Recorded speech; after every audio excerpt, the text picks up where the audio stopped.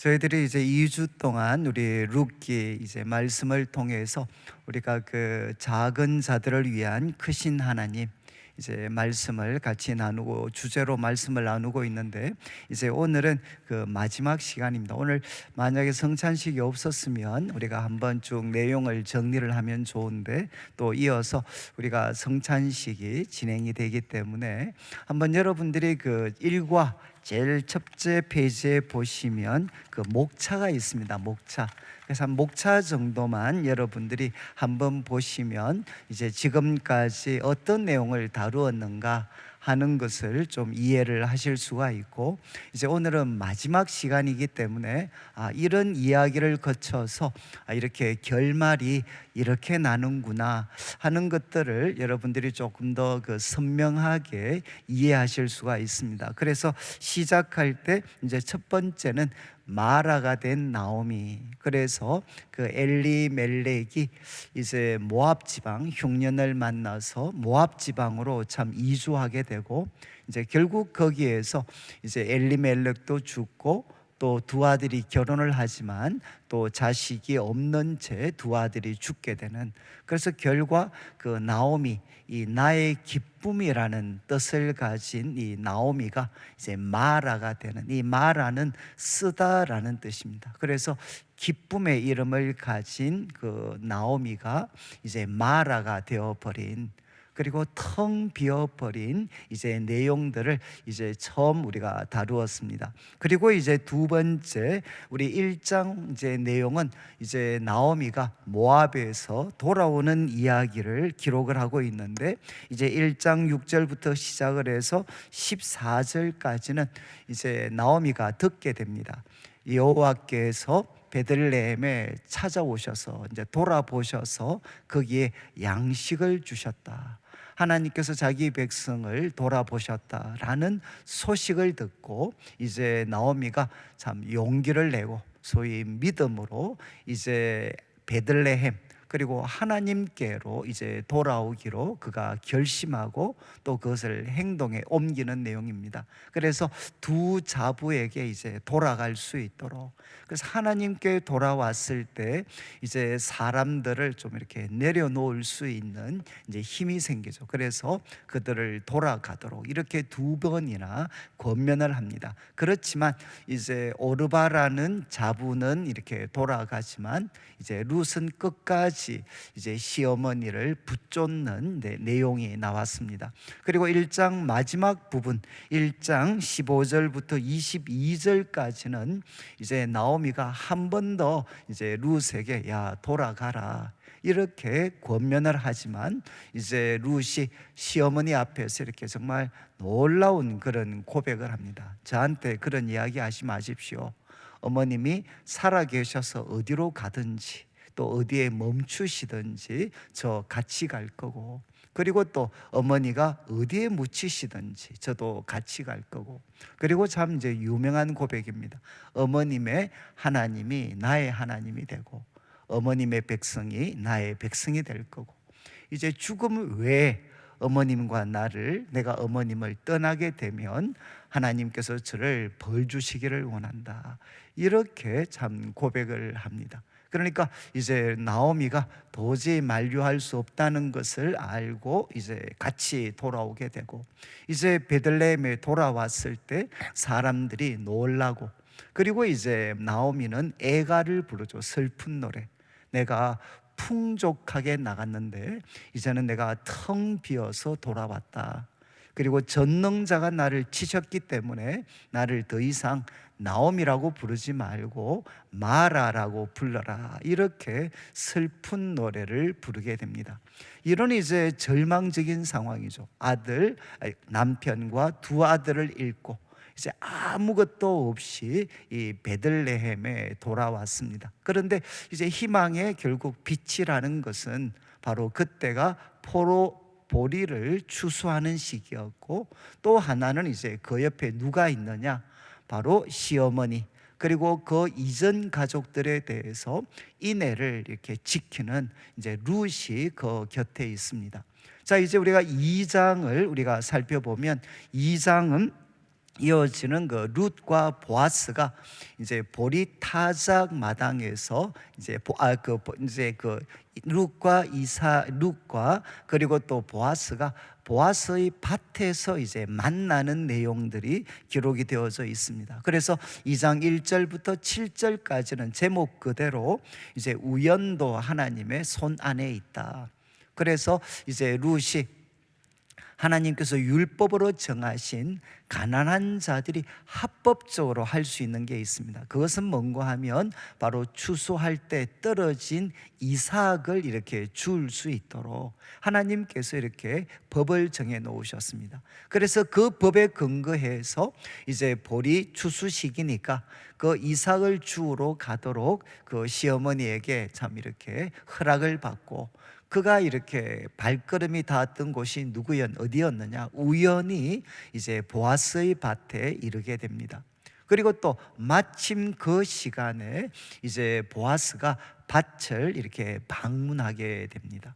그래서 이 사환들이 이제 룻에 대해서 보아스에게 소개해 주는 내용, 그러니까 참 이것이 어떤 사환들이 이 룻에 대해서 했던 이야기가 이제 이 보아스에게는 룻에 대해서 처음 호의를 가질 수 있도록 했습니다. 그래서 이제 참 우리가 하나님께로 돌아오게 되면 이제 이 우연 그리고 마침이라는 사건들이 우리를 회복시키고 살리는 방향으로 진행되어서 간다라는 말씀을 드렸습니다. 그리고 이제 2장 8절부터 16절까지는 이제 보아스와 그리고 룻의 대화죠, 대화. 이제 보아스가 룻에게 정말 환대를 베풀게 되고, 그리고 이제 룻은 정말 감동을 하죠. 낯선 땅에 왔는데 처음 만나는 사람으로부터 놀라운 이제 호의를 받게 됩니다. 그때 결국 이제 이 보아스가 룻이 이야기하죠. 도대체 어떻게 나한테 이렇게 호의를 베푸십니까? 라고 이야기할 때 이제 보아스가 이야기했습니다. 참 너가 했던 모든 일들 나에게 다 알려졌다. 사람들에게 다 알려졌다. 그리고 이제 너가 했던 행동은 시어머니 죽은 남편에 대해서 인애를 지키는 행동이었을 뿐 아니라 이제 신앙적으로 수직적으로 해석을 합니다. 이스라엘의 하나님, 그분의 날개 아래 보호를 받으러 온 너다. 그러니까 너의 이 행동은 무엇이냐?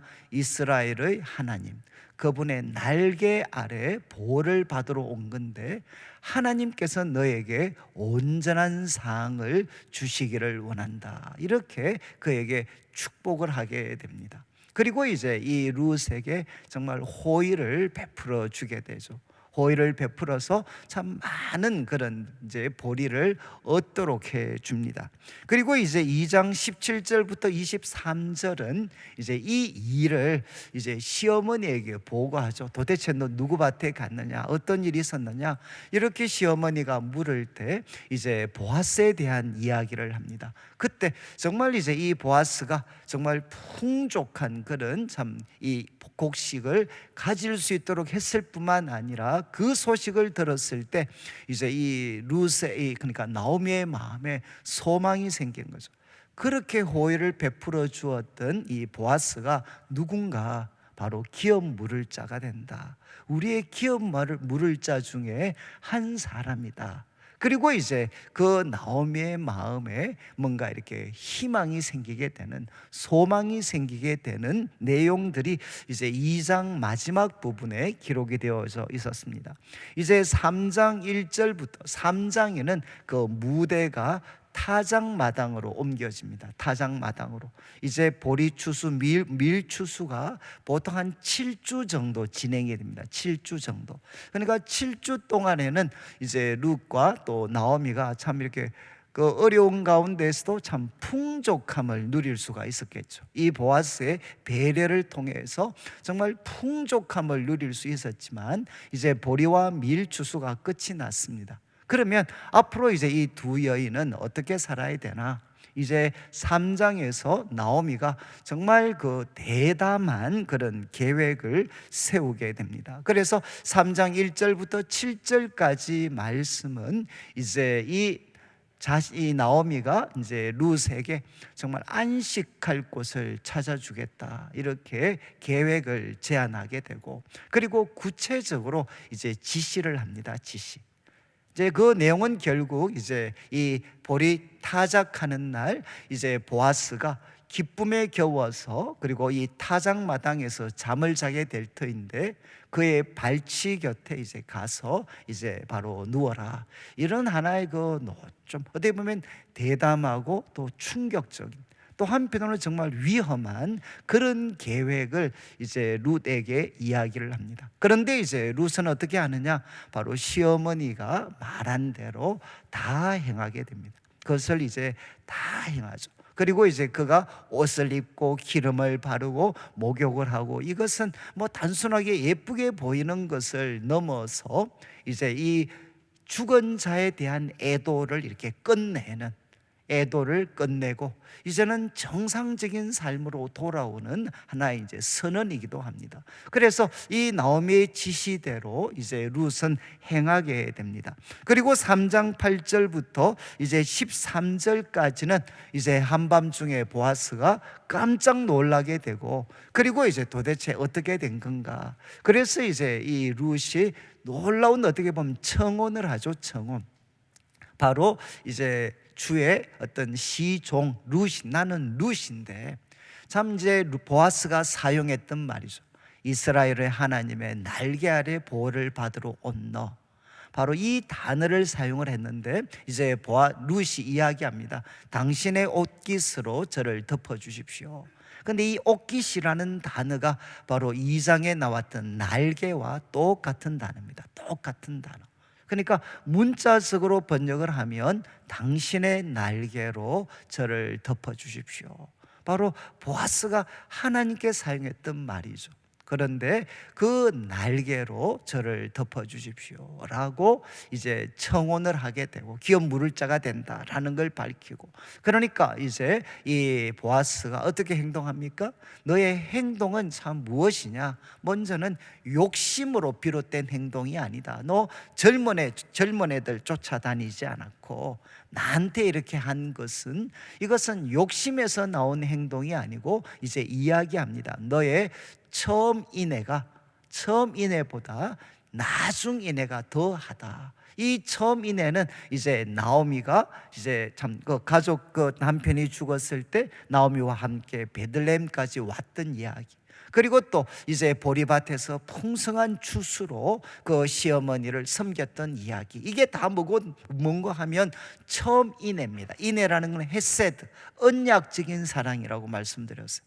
그런데 너의 처음 인애도 놀라운 거지만 지금 나에게 소위 기업 물을 자로서 청혼을 요청하는 이것은 더 큰 인애가, 더 큰 인의 행위다, 이렇게 이제 설명을 받아들이고 그것을 해석하고 이제 그 소위 제안을 받아들이게 됩니다. 그런데 문제는 나보다 더 가까운 이제 한 사람, 나보다 더 가까운 기업 물을 자가 있기 때문에 만약에 그 사람이 이 책임을 지겠다라고 하면 뭐 좋겠지만, 그러나 그 사람이 그것을 감당하지 않는다면 너가 원하는 대로 다 하겠다. 하나님께 이제 보아스가 맹세를 하게 됩니다. 그리고 이제 이 결과를 이제 룻은 나오미에게 이렇게 보고를 하죠. 보고를 하는데, 그런데 이제 참 인상적인 것은 이 보아스가 결국 이제 룻을 돌려보내면서 사람들의 눈에 띄지 않도록, 왜 이제 법적인 절차를 밟아야 되니까 눈에 띄지 않도록 하고, 특별히 이제 나오미가 그 룻을 돌려보내면서 보리를 이제 6번 되어서 줍니다. 6번. 결국 이게 이제 무슨 사인이냐? 바로 나오미와 룻의 그 텅 비었던 삶을 본인이 채워주겠다라는 하나의 표시로서 이제 시어머니에게 돌아가는 룻에게, 야, 빈손으로 가지 마라. 그리고 이제 정말 나오미가 이것을 그대로 전하게 되죠. 빈손으로 가지 마라 라고 하면서 이 곡식을 주었습니다 라고 할 때 이제 나오미는 확신을 갖게 됩니다. 그래서 이제 룻에게 지시를 하죠. 가만히 있으라, 가만히. 그리고 이 사람이 정말 이 일을 다 이룰 때까지는 쉬지 않을 거다. 그래서 너 가만히 이제는 기다려라. 이렇게 권면을 하게 됩니다. 이것이 이제 3장의 말씀이었습니다. 3장. 그리고 이제 저희들이 4장에 와서 이제 목요일과 금요일, 오늘 이제 새벽을 통해서는 결국 이제 무대가 성문 앞에 이제 재판이 이제 진행이 되게 됩니다. 그리고 이제 보아스가 그 자기보다 앞선 기업 물을 자에게 이제 보아스에게 나오미의 손에서 밭을 사도록 기업 물으도록 이렇게 요청을 합니다. 그런데 결국 이제 이 더 가까운 이 아무개라는 이름을 가진, 사실은 뭐 아무개, 이름을 알 수 없는 이 아무개라는 사람은 처음에는 이렇게 받아들이는 걸로 했다가 변심을 하죠. 왜냐하면 여러분, 나오미의 밭을 사면 나오미가 죽으면 그 밭은 아무 자식이 없으니까 그 밭이 자기의 것이 될 수 있습니다. 그런데 보아스가 이야기하죠. 야, 나오미의 밭을 사게 되면 바로 그 자부가 있으니까 그 자부 룻을 바로 너가 이제 아내로 삼아야 된다.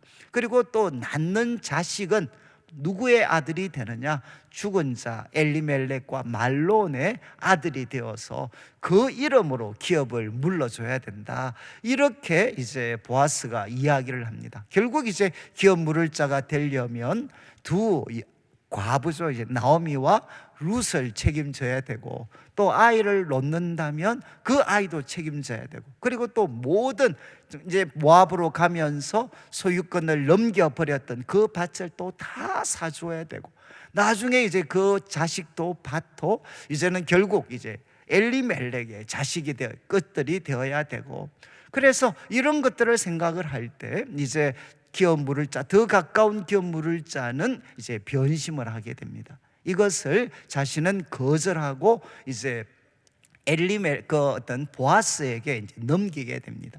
그리고 오늘 우리가 새벽에 살폈던 내용은 이제 보아스는 어떻게 합니까? 엘리멜렉 그리고 말론 기럨, 그들의 모든 기업을 이렇게 다 물러줍니다. 그리고 이제 그 아내 룻을 자기 아내로 삼게 되고, 그래서 이 죽은 자들의 이름이 그 기업 위에서 사라지지 않도록 그렇게 자기가 하겠다. 그렇게 모든 정인들 앞에서 이제 소위 선언을 합니다. 선언. 이렇게 선언을 했을 때 장로들과 그리고 또 성읍 사람들은 이제 우리가 정인이다 라고 이야기하면서 신랑과 신부를 이렇게 축복을 해줍니다. 신랑과 신부. 그래서 먼저 이제 이 신부한테는 뭐라고 했느냐? 이스라엘 집을 세운 라헬과 레아처럼 되기를 원한다. 그런데 이제 어떤 분들은 아니 왜 레아가 먼저인데 왜 라헬이 먼저 나오나, 또 이런 어떤 그 질문을 갖는 분들이 계시는데, 이유가 뭔가 하면 여러분, 레아가 라헬보다 언니인데 이제 이 베들레헴 그리고 이 에브라다가 유명한 것은 무엇이냐? 성경에 이 작은 이 마을이 처음 등장하게 된 이유가 무엇인가 하면 야곱의 그러니까 아내 라헬 있죠. 라헬이 이제 돌아가다가 난산을 하고 그리고 결국 죽게 됩니다. 그래서 이 베들레헴이 어떤 곳이냐? 라헬의 무덤이 있는 곳입니다. 무덤이 있는 곳.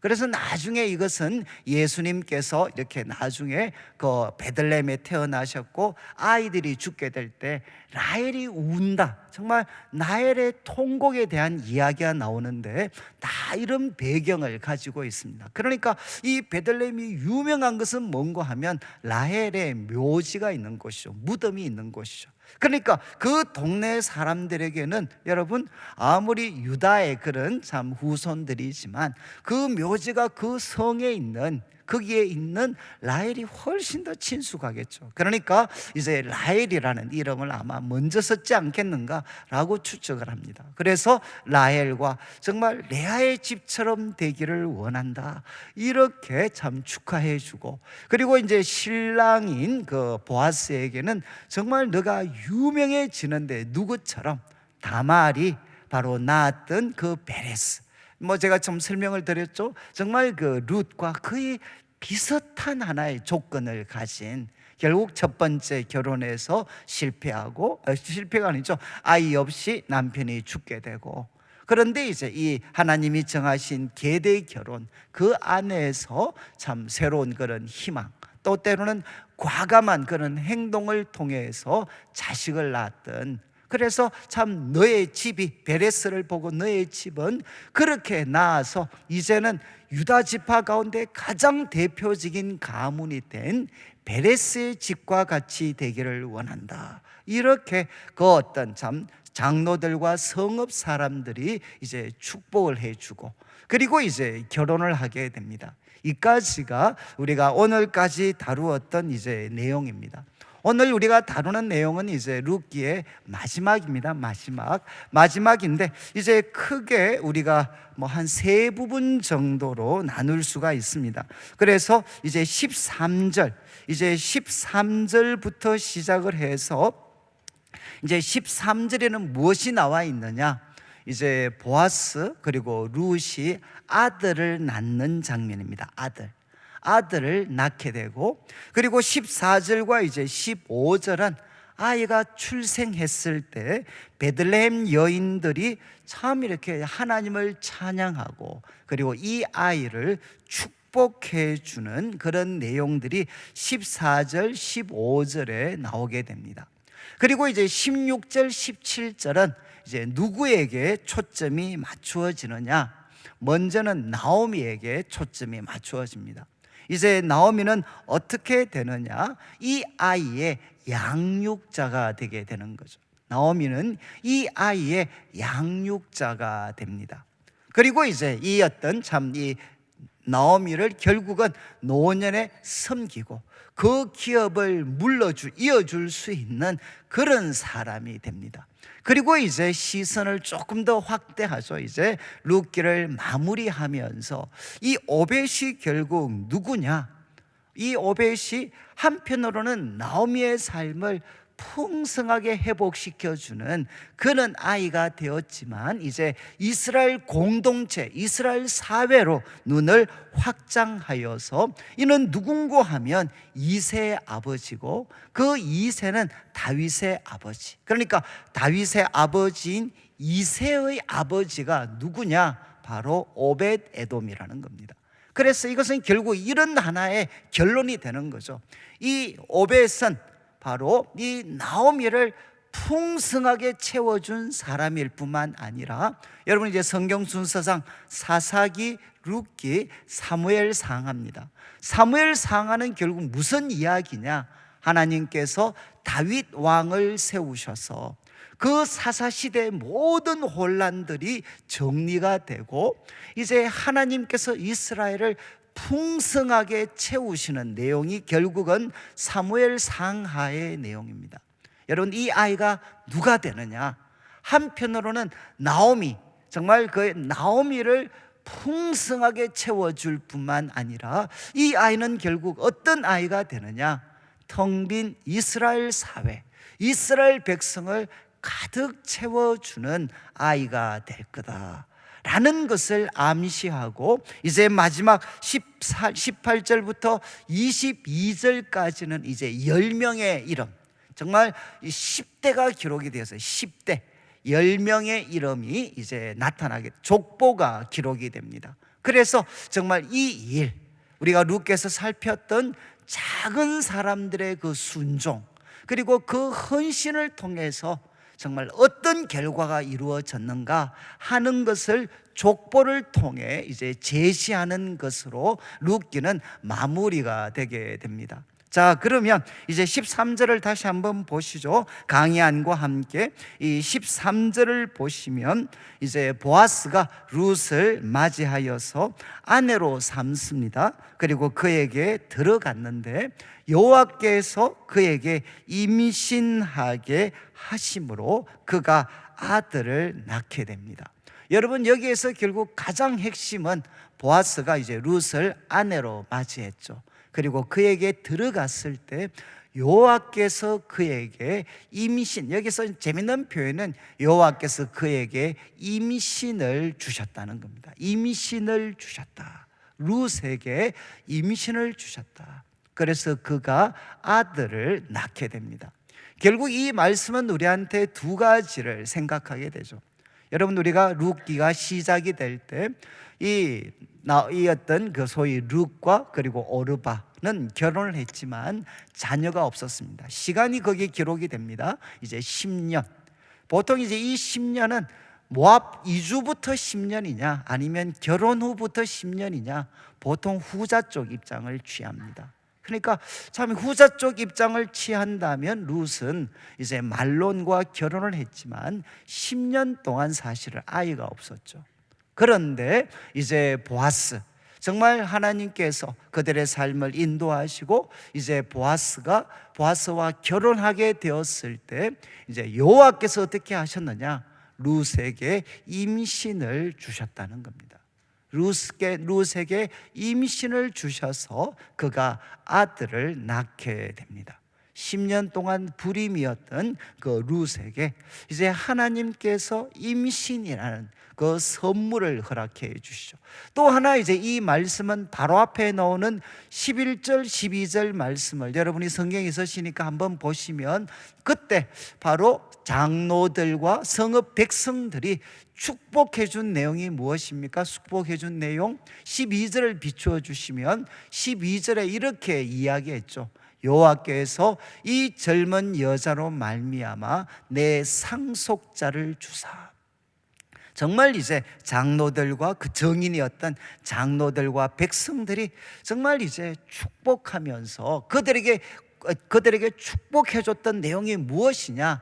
여호와께서 바로 이 젊은 여자로 말미암아 너에게 상속자를 주시기를 원한다. 그리고 너의 집이 베레스의 집과 같이 되기를 원한다. 이렇게 축복을 해줬습니다. 축복. 그런데 어떻게 됐습니까? 이들이 정말 축복했는 대로 하나님께서 정말 이 룻에게 이제 임신을 주시게 되는 거죠.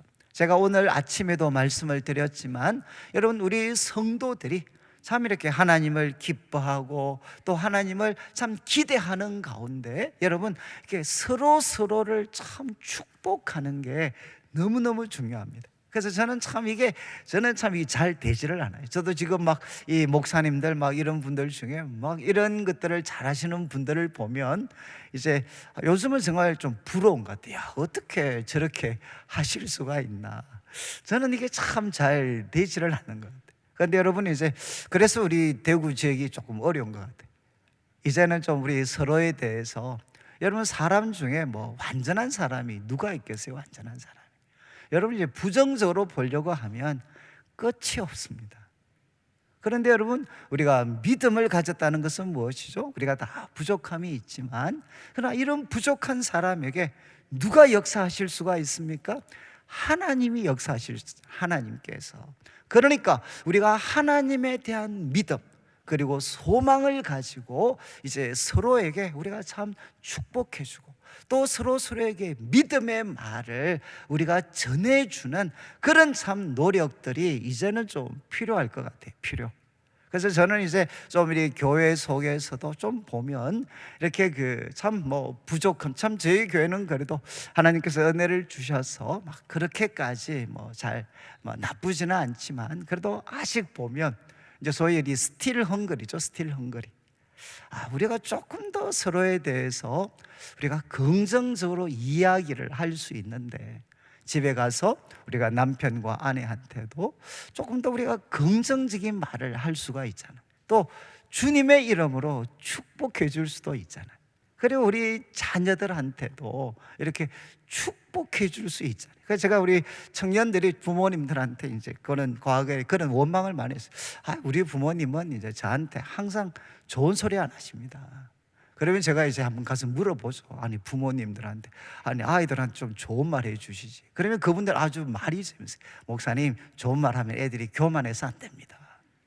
여러분, 교만하는 거 안 하는 건 애들이 결정할 거지 여러분이 미리 결정하실 게 아닙니다. 여러분, 교만하고 안 하는 거는 그는 본인이 책임을 져야죠. 본인이.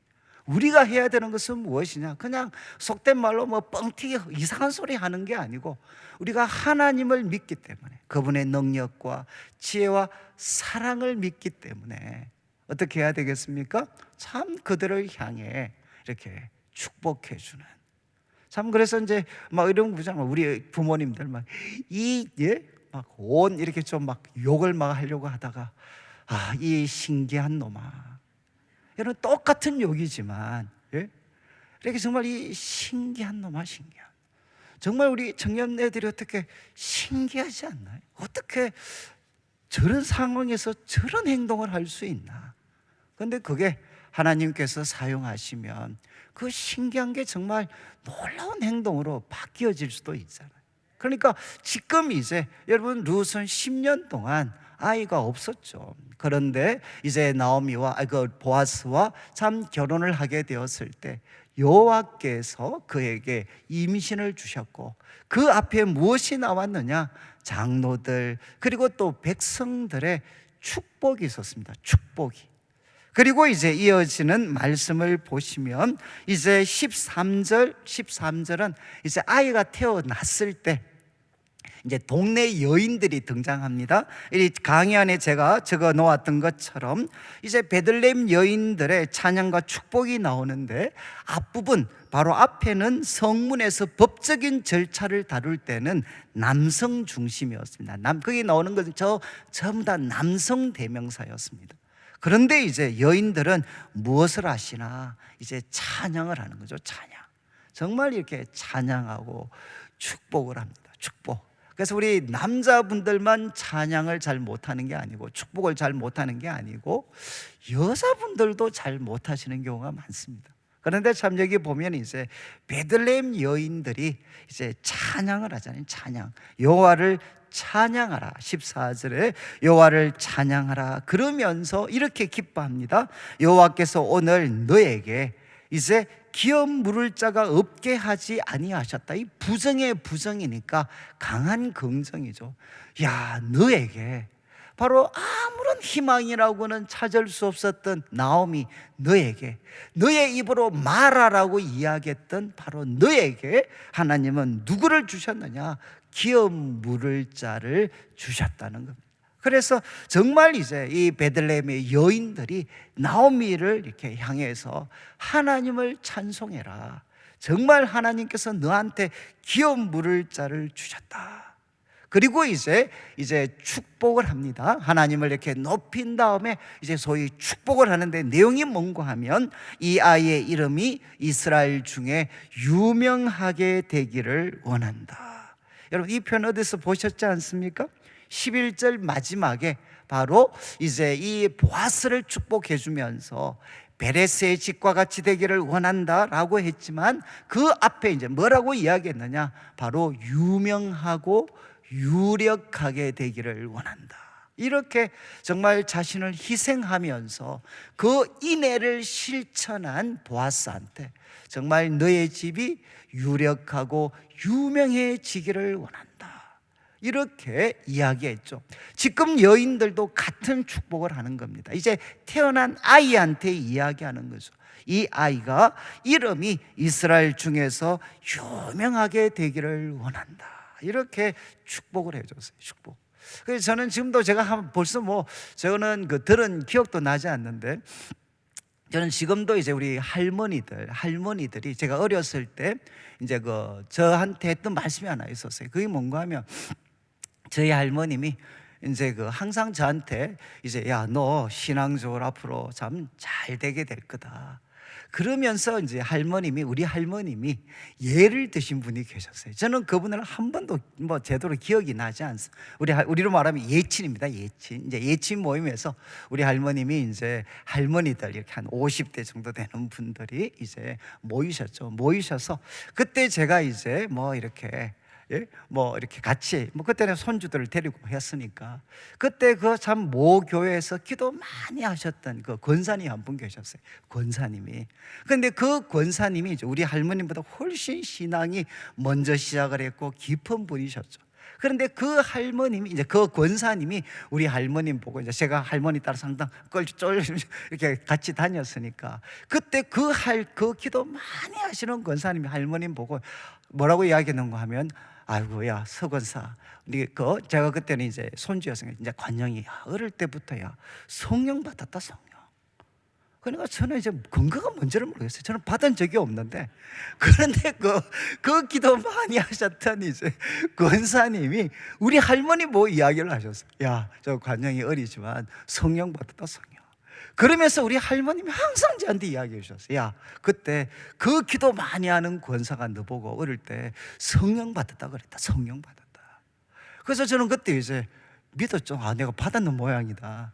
기도 많이 하시는 분이, 제가 그때 어렸을 때 제 기억에는 아마 한 4-5살 됐을 것 같아요. 4-5살 정도 됐을 것 같은데, 뭘 근거로 신학적으로도 그게 맞지 않아요.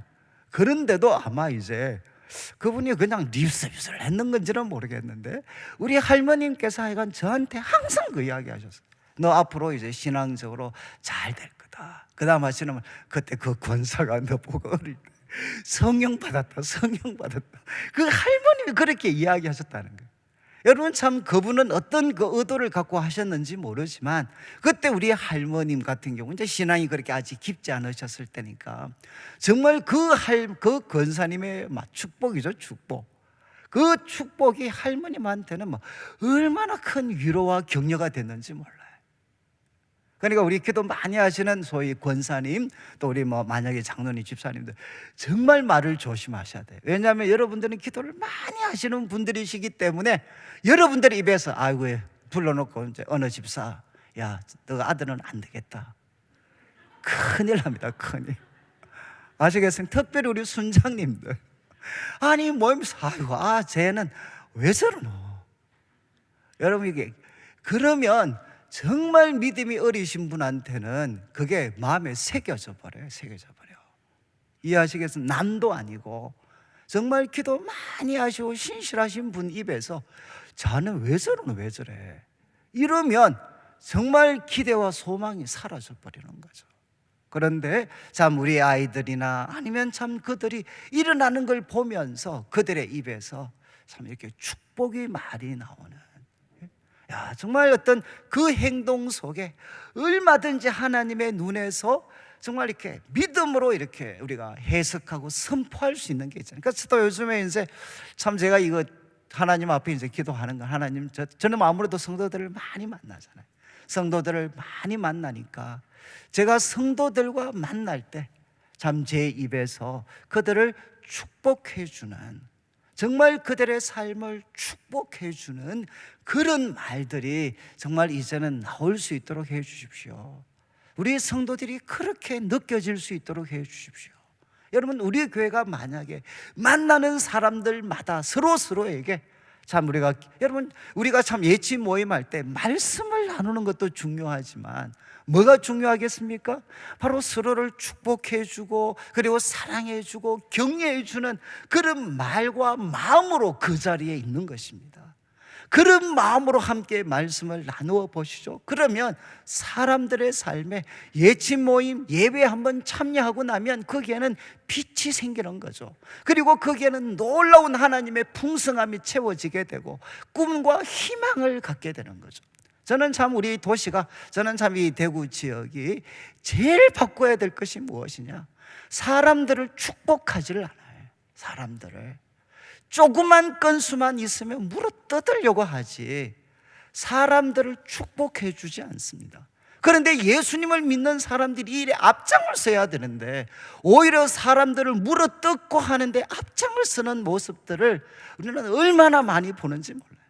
교회마다 정말 축복을 받고 위로받고 격려해서 정말 그 공동체에 가기만 하면 천국 같은 내 삶에 새로운 날이 펼쳐지는 그런 날로서 교회에 가서 예배를 드리고 그런 하루를 보내는 게 아니라, 교회만 가면 상처를 받고 교회를 가면 마음이 상해서 돌아오는 이런 일들이, 그러니까 저는 우리 교회가 앞으로, 이거는 우리 대구 교회가 앞으로 바뀌어야 돼. 우리 한국 교회가 바뀌어야 될 거겠죠. 바로 우리가 주님과 가까이에서 만나는 서로를 향해 주님의 이름으로 축복해 주고, 그리고 서로를 향해 꿈을 꾸게 해 주고. 그래서 저는 오랫동안 생각을 했어요. 저는 내가 목회자로서 줄 수 있는 최고의 선물이 무엇일까? 성도들에게 제가 줄 수 있는 최고의 선물은, 저는 그렇게 생각을 했어요. 어떤 성도들이 주일날 오더라도 나를 통해 전해진 하나님 말씀 듣고, 야, 내 같은 삶에도 내일이 있겠구나, 정말 내 같은 삶에도 내일이 있을 수 있구나 하는 거 느껴질 수 있다면, 저는 그것이 제가 목회자로서 줄 수 있는 최고의 아마 섬김이 아닌가라는 생각을 합니다. 저는 우리 성도님들이 모일 때마다 바로 서로를 향해서 선포하고, 여러분, 다르다는 게 미움과 혐오의 대상이 아니라, 다르다는 게 오히려 서로를 온전하게 만들어줄 수 있잖아요. 다르다는 것은 무엇이냐? 같이 있어야 우리는 온전해질 수 있다는 거죠. 그 사람은 나와 다른 사람이 아닙니다. 같이 있어야 공동체는 온전해지는 거죠. 온전해지는 것. 지금 이제 바로 이 베들레헴 여인들이 축복을 해주죠. 이 아이가 참 유명해지기를 원한다. 그러면서 15절을 한번 보시죠. 15절, 이는 내 생명의 회복자며 내 노년의 복량자다. 너를 사랑하며 7 아들보다 귀한 며느리가 낳은 아들이기 때문이다. 여기에 이제 이 아이를 축복하면서 이 아이가 나오미에게 어떤 의미가 있느냐, 참 이 두 가지 표현을 씁니다. 내 생명의 회복자다. 너의 생명의 회복자다. 그런데 저도 이제 이 어떤 히브리 원어를 잘 모릅니다. 사실은 잘 몰라서 참 요즘은 좀 갈수록 아쉬운 것 같아요. 제가 이제 과거 대학부 이 신학교 다닐 때 이 뭐죠, 이게 그 원어를 열심히 공부해야 될 때 내수동교회 대학부를 섬긴다고, 그때 이 언어를 제가 잘 익히지를 못해가지고 참 두고 참 제가 한계가 참 많습니다. 한계가 많은데, 제가 책들의 도움을 받으면 여기 회복자로 사용되어진 표현이 무엇이냐? 슈브입니다. 슈브. 여러분 많이 들으셨죠? 많이. 이 슈브 뜻이 뭔가 하면 돌아오다라는 뜻입니다. 그러니까 여기에는 이제 형이 달라서 바로 너 생명을 돌아오게 하는 자다.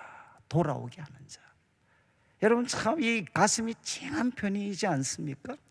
나오미한테 이 아이가 누구냐? 네 생명 돌아오게 한 사람이다. 텅 비게 했고 밑바닥까지 떨어졌던 바로 너의 생명, 너의 생명을 돌아오게 할 자다.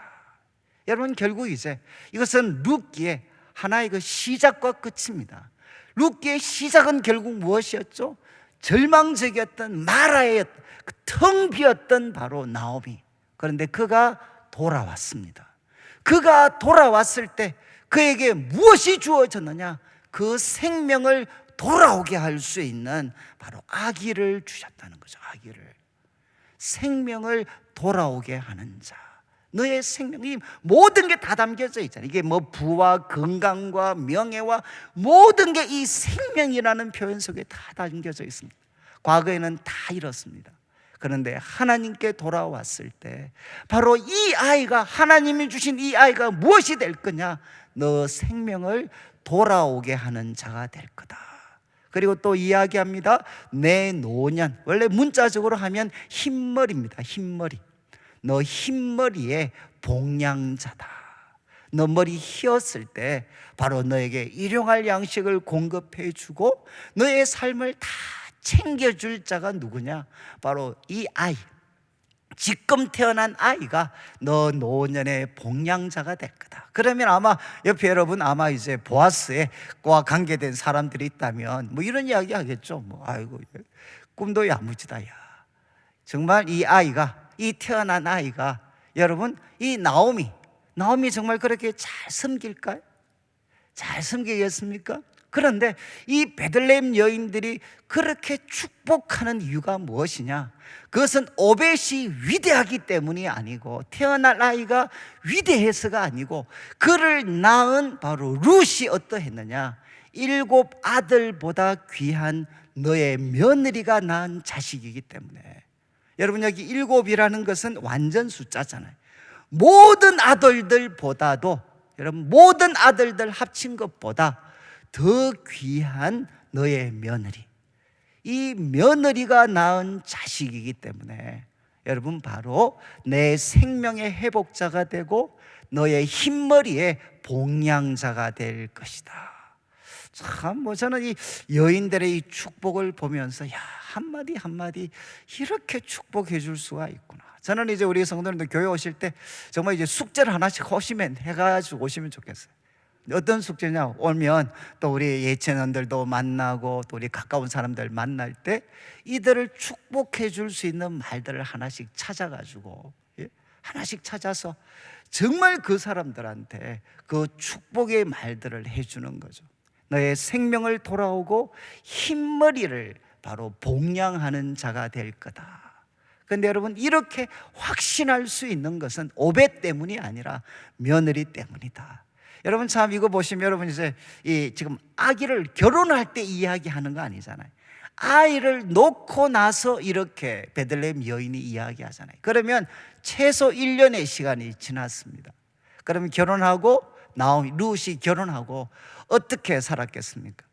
결혼하고 나서는 나오미를 모른 척했다? 아니면 결혼하고 나서도 변함없이 그의 시어머니 참 이 나오미를 변함없이 잘 섬겼다. 어느 쪽일 것 같습니까? 바로 후자 쪽이죠. 근거가 뭐냐? 1년 후에, 최소 1년 후에 자식이 낳는데 베들레헴 여인들이 뭐라고 이야기했나? 여러분, 보리 이삭 주어서 시어머니를 섬길 때도 잘했지만 여러분 바로 보아스와 이제 결혼했죠. 그리고 룻도 이제 소위 말해서 삶이 풀렸습니다. 이렇게 되었을 때도 여러분 홀로 된 그 시어머니를 외면하지 않고 변함없이 사랑하고 섬겼을 때 베들레헴 여인들의 입에서부터 무슨 소리가 나왔나? 7 아들보다 더 귀한 자부가 낳은 자식이니까 이 자식은, 이 손주는 결국 뭐가 되느냐? 내 생명을 돌아오게 하고 그리고 내 흰머리의 봉양자가 될 거다. 이렇게 축복을 해 주게 됩니다. 이제 16절 17절은 어떤 이야기가 나오느냐? 이제 룻기의 이야기로는 마지막입니다. 마지막 18절부터 족보가 나오기 때문에 16절 17절이 이제 룻기의 마지막 장면이죠. 마지막 장면. 룻기의 마지막 장면은 무엇으로 끝나느냐? 나오미가 아기를 받습니다. 아기를 받아 품에 품고 그의 양육자가 되게 됩니다. 그는 정말 이 아이를 키운 거죠. 키운 거. 할머니가 바로 이 아이를 키웠어요. 아기를 받아서 품에 품고 그리고 그의 양육자가 되었다. 그런데 참 이게 우리가 이제 원어 같은 참 이 지식을 가진 분들의 이제 도움을 좀 받으면 저도 여러분 이 참 제가 뭉클했던 게 뭔가 하면 이제 룻기 시작이 어떻게 끝났습니까? 시작이 어떻게 이제 룻기가 어떻게 시작이 되었나? 나오미가 2 아들을 잃는 것으로 이제 이 룻기가 시작이 되었습니다. 그래서 1장 5절 여러분들이 성경을 한번 보시면 1장 1장 3절이죠. 1장 5절입니다. 5절. 이제 말론과 기럨 이렇게 2 사람이 다 죽게 됩니다. 그 여인은 2 아들과 남편의 뒤에 이제 남게 되죠. 제가 드렸던 이제 강의안을 여러분들이 한번 보시면 좋겠는데, 이제 강의안에 이제 1장 5절에 아들들을 잃었다라는 표현이 나오죠. 아들들. 이 사람들은 이미 장성했습니다. 장성. 이미 장성해서 결혼을 했죠. 그런데 여기에 아들, 2 아들들이라고 할 때 사용되어진 단어가 이제 히브리어로는 엘레드입니다. 엘레드라는 단어인데 참 놀라운 것은 뜻이 뭐냐? 여러분 결혼해서 2 아들이 죽었는데 뜻이 뭔가 하면 아기들입니다. 아기들. 지금 저희들이 4장 17절에 이 4장 16절에 나오는 아기와 똑같은 단어입니다. 똑같은 단어. 그러니까 어떤 분은 1장에서 아니 결혼해서 죽은 아들을 어떻게 아기들로 묘사할 수 있나? 그러면 이제 어떤 분들은 이야기하죠. 여러분 아들들은 언제나 어머니에게는 이제 아기들이죠. 아기들. 그것은 무엇입니까? 사랑을 담고 있는 거죠. 우리 아들들은 아무리 나이가 들고, 아들과 딸들은 아무리 나이가 들고 결혼했다 할지라도 어머니에게는 무엇이냐? 아기들이죠, 아기들. 결혼해서 죽은 두 아들을 표현할 때 원어는 아기들, 두 아들이 죽었다는, 두 아기들이 죽었다는 것. 그런데 이제 룻기의 끝은 어떻게 되느냐? 4장 16절에 나오미가 아기를 받아 품에 안는 것으로 정말 선명한 대조가 되죠. 두 아기를 잃었던 나오미가 이제는 어떻게 하느냐? 아기를 받아 품에 품고 그리고 그의 양육자가 됩니다. 참 이제 아기를 잃었던 여인, 텅 비었던 삶을 대표하는 거죠. 두 아기가 이제는 죽었습니다. 그런데 그 슬픔을 가졌던 여인이 이제 룻기의 마지막은 어떻게 되느냐? 아기를 받아서 품에 안고 그의 양육자가 됩니다. 그리고 17절을 보시면 이제 이름을 지어주죠. 그 이름은 바로 오벳이다. 나오미에게 아들이 태어났다. 그리고 이제 그 이름을 오벳이라고 지었습니다. 참 보통 여러분 이름은 누가 짓죠? 가족들이 짓잖아요. 가족들이. 그런데 이 나오미에게 일어났던 사건이 워낙 드라마틱해서 그런지 이제 동네 여인들, 이웃 여인들이 아이 이름을 지어줬어요. 아이 이름. 이게 정말 독특한 사건이죠. 보통 아버지가 짓는다거나 가까운 친족들이 지을 수 있는데 이제 동네 여인들이 아이 이름을 지어줬습니다. 이름은 바로 오벳입니다. 오벳. 이 오벳의 이름 뜻은 무엇이냐? 그냥 보통 종입니다. 종. 참 짧지만 많은 내용을 담고 있죠. 너 오벳, 종. 여러분 지금 이 나오미가 아기를 품에 안고 막 기뻐하고 있는데 이 아이 보고 동네 사람들이 이름을 지어줬어요. 너 오벳, 종이 되라. 종이. 누구의 종이 돼야 되겠습니까? 바로 할머니, 바로 나오미의 참 잘 섬기는 자가 되라. 그리고 어머니, 7 아들보다 더 귀한 너의 어머니, 자부였던 너의 어머니 잘 섬기는 자가 되라. 그리고 또 무슨 결국은 하나의 염원이 담겼겠습니까? 이제 하나님을 잘 섬기는 사람이 되라 라는 뜻에서 종이라는 이름, 종이라는 뜻을 가진 이제 오벳이라는 이름을 짓게 됩니다. 여러분 이제 잘 성공해라 이렇게 이름 짓지 않고 너 잘 섬겨라 라는 뜻에서 오벳이라는 이름을 지었는데, 그런데 이 사람이 결국 누가 되느냐? 다윗의 아버지인 이새의 아버지가 되는 것입니다. 정말 이 오벳이 종이 되었던, 잘 종이 되라 라고 했던 이 오벳이 결국은 이새 아버지가 되고 다윗의 할아버지가 되는, 여러분 바로 그런 하나의 인물이 되었다는 거죠. 아마 여러분 할아버지라면 지금도 저도 이제 아마 우리 참 어르신들 중에도 우리 할아버지 할머니 그러면 우리 자녀들 오랫동안 사실 같이 지켜보잖아요. 여러분 오벳은 다윗의 할아버지입니다. 할아버지. 그러니까 아마 다윗을 꽤 지켜볼 수 있는 시간이 있었겠죠. 자, 이제 하나님께서 이 어떤 룻이라는 한 여인, 그리고 나오미라는 여인이 하나님을 떠나서 텅 비어서 그들의 삶이 정말 마라처럼 쓰라리고 텅 비어 있었지만 그들이 하나님 앞에 돌아왔을 때 어떤 일이 일어났습니까? 하나님이 준비하신 기업 물을 자 보아스를 만나게 됐습니다. 보아스를 만나게 되어서 그의 삶에 이런 풍성함이 일어나게 된 거죠. 자, 그런데 이제 마지막 족보를 좀 보시면 족보가 참 베레스부터 시작을 합니다. 베레스부터 시작을 해서 다윗까지 결국은 이제 10대입니다. 10대죠. 10대. 10명의 이름이 참 담겨져 있습니다. 10명의 이름. 10명의 이름이 참 주어져 있는데 참 이렇게 여러분들이 나중에 창세기 5장을 여러분들이 한번 보시면 거기에 아담으로부터 이제 누구까지? 노아까지 족보가 나와요. 족보. 그런데 몇 대가 나오느냐? 10대가 나옵니다. 10대. 그리고 또 창세기 11장을 여러분들이 11장 마지막을 보시면 이제 셋, 그러니까 그 이제 셈, 함, 야벳, 노아에게 세 아들이 있었죠. 그런데 그 중에 셈의 족보, 셈부터 시작을 해서 또 아브라함까지 이어지는 족보가 나오는데 몇 대냐? 10대가 나와요. 10대. 그러니까 창세기 기록된 가장 구속사의 중심적인 족보를 기록할 때 10대를 기록을 합니다. 그래서 우리 학자들은 이렇게 지적을 하죠. 성경에서 10대를 다루고 있는 족보, 그 족보는 시대의 전환점입니다. 시대의 전환점. 그래서 아까 말씀드렸던 아담부터 노아까지 10대를 다루면서 무엇을 예고하느냐? 이제 노아 시대가 도래하는 거죠. 그리고 또 노아부터 11장에는 셈, 노아의 아들이었던 셈부터 시작을 해서 아브라함까지 이어지게 됩니다. 이제 무엇이 열립니까?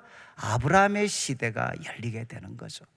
그리고 이제 여기에서 룻기에서 또 한 번 족보가 나오는데 베레스부터 시작을 해서 이제 누구까지? 바로 다윗까지. 그래서 이 룻기의 마지막 단어가 무엇이냐? 다윗입니다. 다윗. 바로 다윗으로 결국 이 말씀은 무엇이냐? 다윗의 시대가 열려지게 된다 라는 것을 예고하는 것이 이 10대를 다루고 있는 족보입니다. 족보.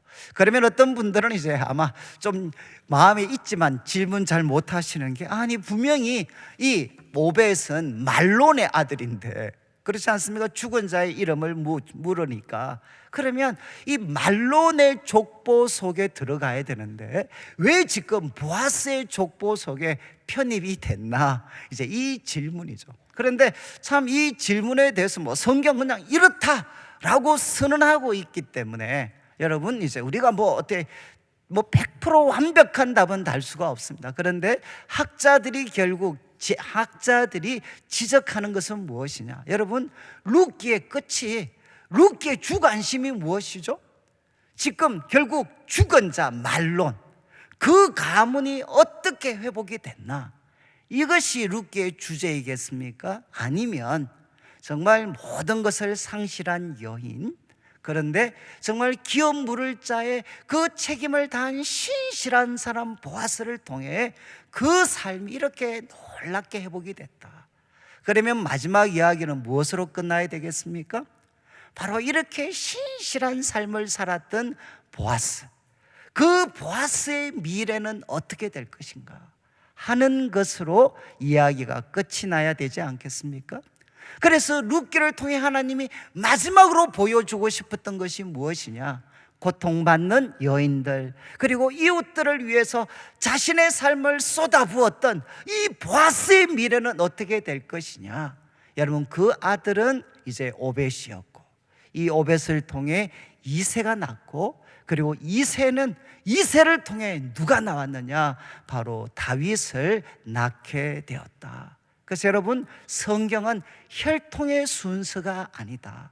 이제 하나님의 이스라엘의 구속사, 소위 아브라함부터 이어졌던 그 구속사의 도도한 물줄기는 누구를 통해서 결국 계속 흘러가게 되었느냐? 하나님의 마음을 받들어서 기업 물을 자의 책임을 신실하게 감당했던 이 보아스를 통해서 이제는 새로운 계보가 펼쳐지게 되었다는 겁니다. 그래서 이 계보가 하나님 구속사의 중심적인 인물로 등장하게 되었다. 그런 뜻에서 이제 보아스, 이 오벳은 더 이상 죽은 말론의 아들, 그 역할로만 채워주는 것이 아니라 이스라엘의 새로운 시대를 열게 되는 중심 인물로서, 중심 가문으로서 그는 편입되어지게 되는 이야기로서 이 룻기는 마무리가 된다는 겁니다. 저는 아마 여러분들이 아마 이 정도 이렇게 생각을 하시면 아마 될 것 같아요. 결국 마지막 룻기의 관심은 이렇게 헌신적인 보아스와 룻을 통해 그 미래는 어떻게 되었느냐? 족보로 이제 딱 이름으로 결정이 나는 거죠. 이 두 사람을 통해서 하나님과 서로를 향해 신실했던 헤세드를 베풀었던 이 사람들을 통해 미래는 어떻게 되었느냐? 바로 이제 보아스는 오벳을 낳고, 오벳은 어떻게 됐습니까? 이새를 낳고, 그리고 이새는 다윗을 놓습니다. 여러분, 이제 우리가 말씀의 결론, 이제 우리가 룻기를 살피면서 한번 그 마지막 교훈을 한번 보시죠. 룻기는 엘리멜렉으로 시작을 합니다. 그리고 다윗으로 끝이 납니다. 엘리멜렉은 뜻이 나의 하나님은 왕이시다라는 이름을 가진 사람입니다. 그런데 나의 하나님은 왕이다라는 그 이름을 가진 사람, 그러나 그 사람이 어떻게 살죠? 사사시대처럼 왕이 없는 시대를 살아갑니다. 자신이 왕이 되었던 삶을 살아갑니다. 그 결과는 텅 비게 됩니다. 그러나 이제 하나님은 이 텅 빈 이 어떤 사사시대 이스라엘 백성들을 향해 누구를 주실 것이냐? 바로 다윗을 주셔서 이스라엘에게 풍요로 가득 채워 주실 것입니다. 그런데 하나님은 바로 이 영광스러운 일, 각자 자기 욕심대로 행하다가 텅 비고 마라와 같은 고통의 삶을 살고 있는 이스라엘에게 다윗을 통해 하나님께서 풍성하고 놀라운 시대를 허락하시는데, 바로 이 놀라운 역사에 누가 있었느냐? 작은 사람들, 룻과 같은, 나오미와 같은, 보아스와 같은 그 작은 사람들의 헌신과 믿음과 사랑을 통해서 크신 하나님은 바로 이스라엘을 새롭게 하시는 놀랍고 위대한 일을 이루셨다는 겁니다. 이것은 무엇이냐? 오늘날에도 동일하다는 거죠. 오늘날에도 여러분, 정말 거대한 사람들, 신문을 장식하는 사람들이 역사를 주관하는 것 같지만, 하나님께서는 지금도 작은 자들의 사랑과 믿음과 헌신을 통해 앞으로 시대를 새롭게 할 수 있는 놀라운 일을 준비하고 계시는 크고 위대하신 하나님이십니다. 저는 우리 성도님들께서 룻기를 마치면서 우리의 삶이 지금은 참 평범하지만, 그러나 우리 성도님들 한 분 한 분이 나오미가 되고 룻이 되고, 그리고 또 정말 보아스와 같은 사람들이 되어서 우리 성도님들의 우리 후손, 우리 다음 세대는 바로 여기에서 오벳과 이새가 주어지고, 마침내는 다윗과 같은 하나님의 새로운 역사를 펼쳐갈 수 있는 다음 세대 하나님의 사람들이 정말 끊임없이 불일 듯이 일어나는 우리 내일 교회가 되기를 주님의 이름으로 축원합니다.